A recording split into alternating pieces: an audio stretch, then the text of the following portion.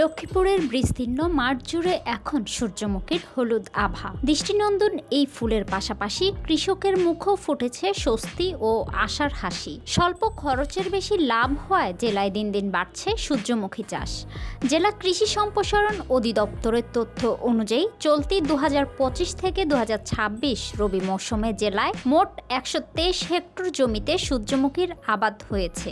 এর মধ্যে সদর উপজেলায় 40 হেক্টর, রায়পুরে 30, কমলনগরে 25, রামগতিতে 22 এবং রামগঞ্জে 6 হেক্টর জমিতে চাষ হয়েছে।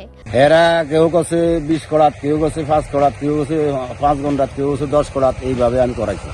আগেও করছি, এখন মানে নতুন করে এইটা আরম্ভ করছি আর কি।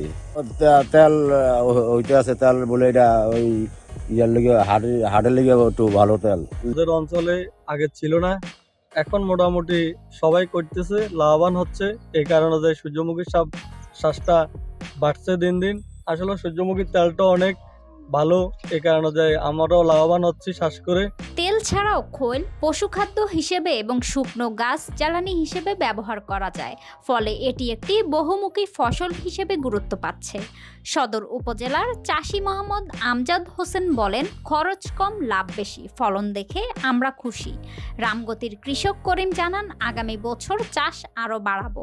কৃষি বিভাগের মতে সূর্যমুখীর চাষ ভোজ্য তেলের বিকল্প উৎস হিসেবে জেলায় নতুন সম্ভাবনার দ্বার খুলে দিয়েছে। লক্ষ্মীপুর জেলায় সূর্যমুখীর আবাদ দিন দিন বাড়ছে। আমাদের গত বছর আমরা প্রণোদনা কর্মসূচির আওতায় 700 হেক্টর জমিতে 700 জন কৃষককে আমরা হাইব্রিড জাতের বীজ সার প্রদান করেছি এবং কৃষি জাতের 100 জন চাষিকে আমরা বীজ সার প্রদান করেছি 1 বিঘা করে জমি করার জন্য।